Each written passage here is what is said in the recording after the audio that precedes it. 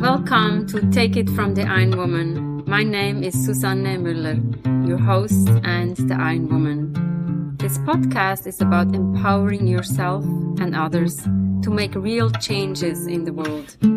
You will hear from everyday, smart, sophisticated, hip people like you and me. Not everybody has to be an Ironwoman to impress the world.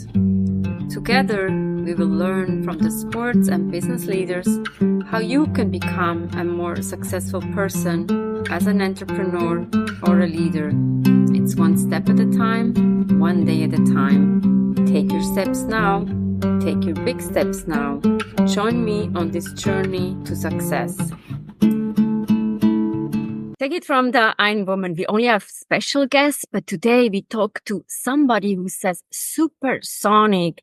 Sonia and I met through Acorn Oak, and she is a cool person, and her biography says, Sonia is the founder of the Tech Martin. Please subscribe. That's the most important thing. It's a tech and creativity focused startup, and she created after leaving her corporate career as a software engineer. She created the Tech Martin after she left the corporate career. But she's also an artist, an engineer. How can that be? I studied psychology, and they always say left brain and the right brain. Supersonic. We'll talk about supersonic and superpower. Welcome, Sonia. Give us a little bit background of where you come from and what you do. What can we learn from you? Absolutely. Thank you, Suzanne. I love that intro. Yes. Well, I guess where to start. My background, I lived in a bunch of different places growing up. From England, I was born in California, moved to England and back to the States. And I lived in the Northeast and the South, including Memphis, Tennessee, New Orleans, Louisiana,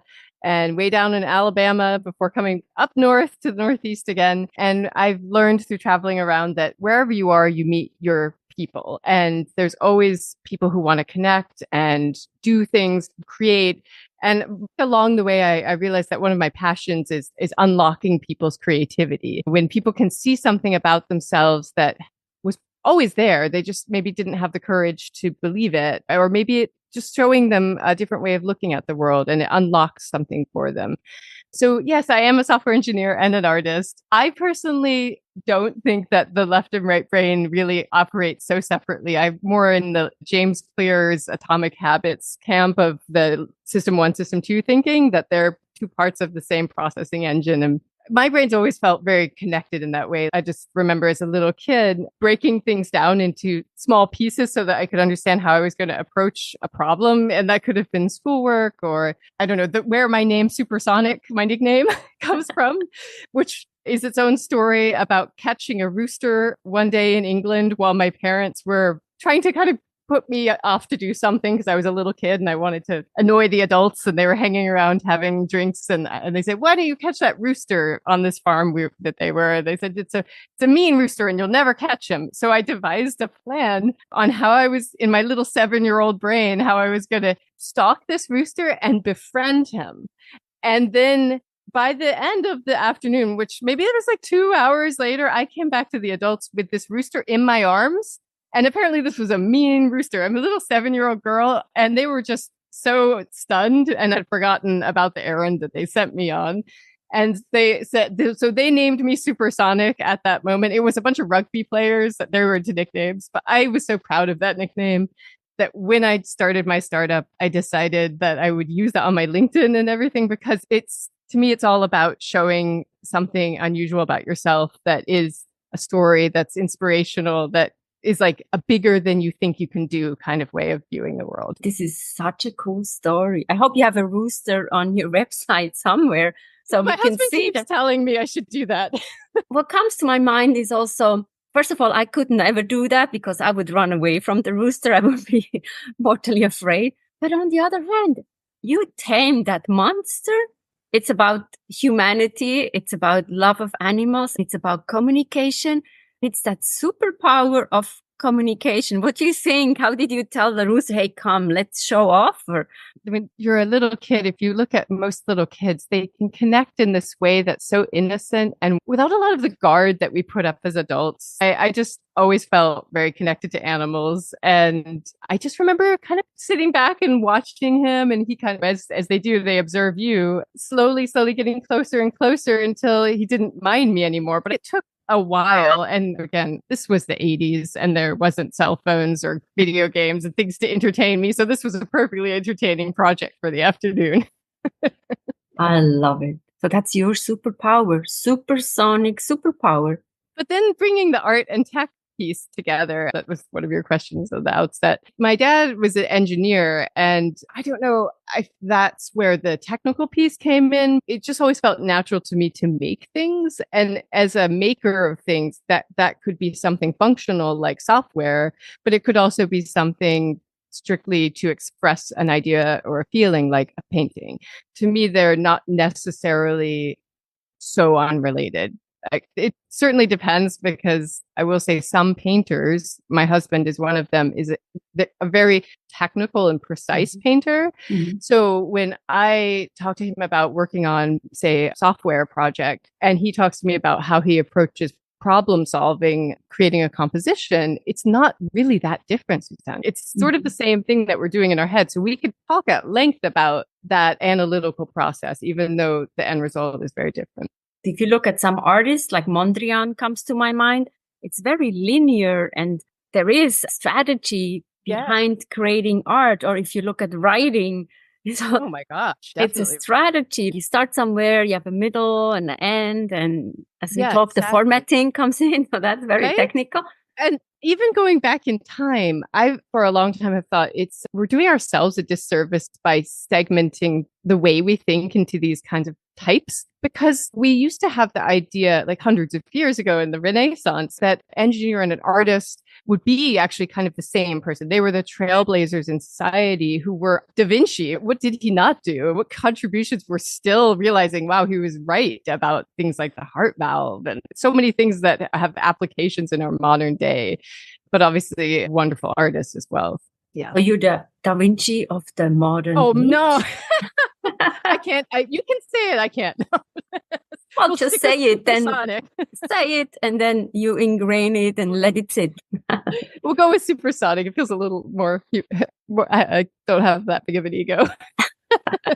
What was next? You studied software engineer, and my story is nonlinear, like so many people's stories. I went to art school. I was an art school dropout. I have 2 children that I had quite young, but they were my complete inspiration to ground myself in a career that could give us as a family the foundation we really needed in life. That's when I went back into studying computer science. But in the meantime, because I was always technical, I'd been building websites and like going more technically anyway. Once I studied computer science and I got into corporate, then that was like a whole different beast of understanding business and understanding multinational corporations and how to build software in that context was a totally new learning challenge.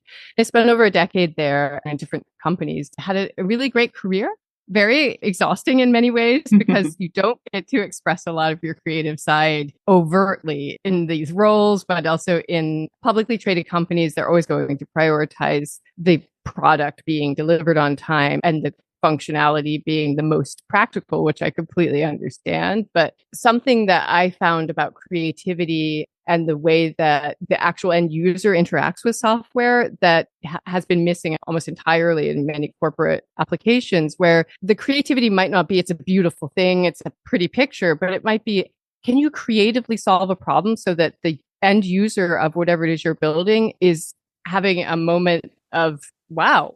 Enjoy, maybe. Yeah.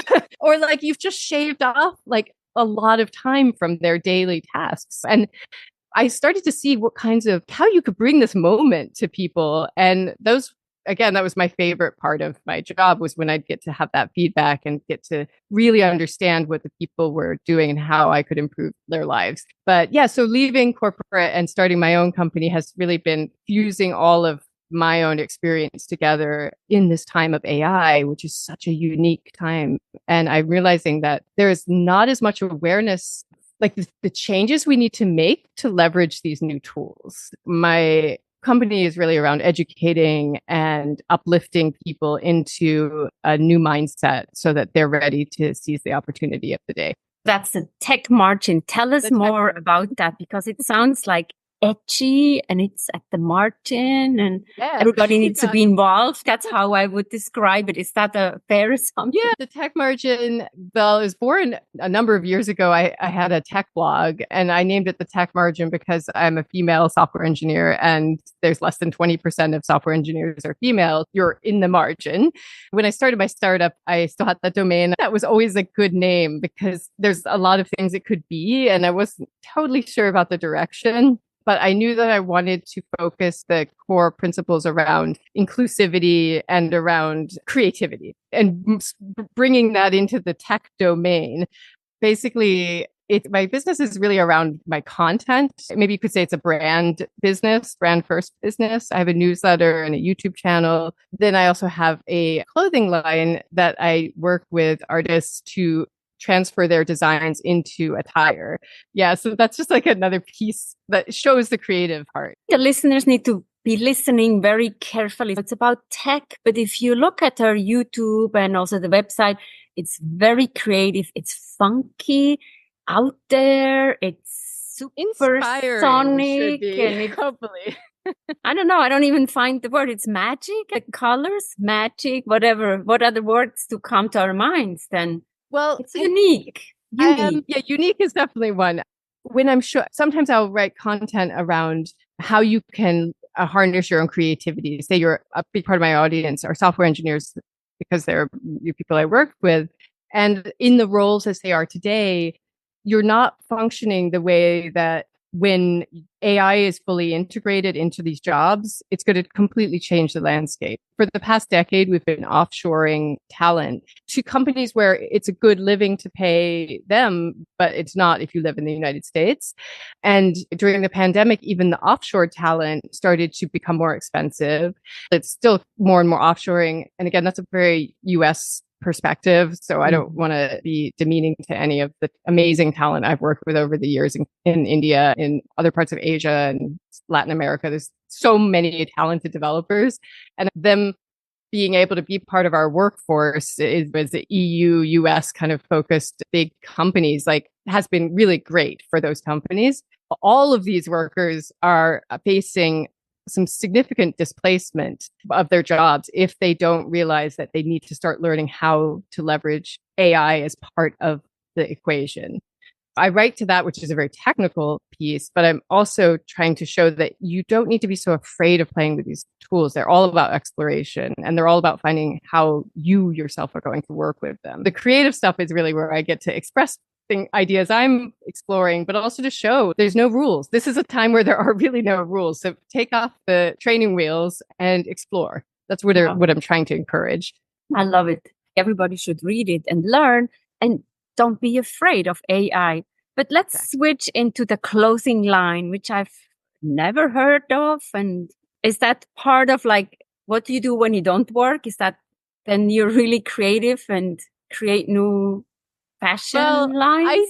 I know it just sounded a little bit like, oh, many startups have lots of focuses, and it makes sense with the overall brand because what I'm creating with the tech margin is not just about a product or reading a newsletter. It's really about a community of ideas. I want it to feel like you could be exchanging ideas with artists, but also with technical people, maybe university professors, maybe other founders. The idea that you could, as part of being in this community, also purchase art, clothing or prints that directly support artists. It's just a way of knitting together these, again, seemingly disparate ideas, but using technology to accelerate artists' careers or give them other passive revenue streams is very important to me because I'm deeply embedded in the arts as well as tech. It's kind of just a way that you can support the tech margin, support artists, but also these are real working artists living today that I'm using their designs. We all know we should support artists who are alive, not artists who are not alive. I like that. quote, we all need to pay our bills. And the artists were like, oh, I love to go to the museum. Well, but support the artists who are your neighbors. Yeah, exactly. And honestly, here's another piece is there's more fear in the arts than in tech around AI for sure. And this is another piece of my content stream where I'm looking at the many artists that I know and I'm thinking, you can be afraid, or you could see this as a golden opportunity because artists have always been the trailblazers. It's our job, frankly, to be leveraging whatever technologies are exciting and interesting to us and breaking the boundaries of what's possible. That's what we can do now. And if you're an artist who is already perfectly happy with your creative process, you can manage your business side. I know artists generally don't like to work on the business side.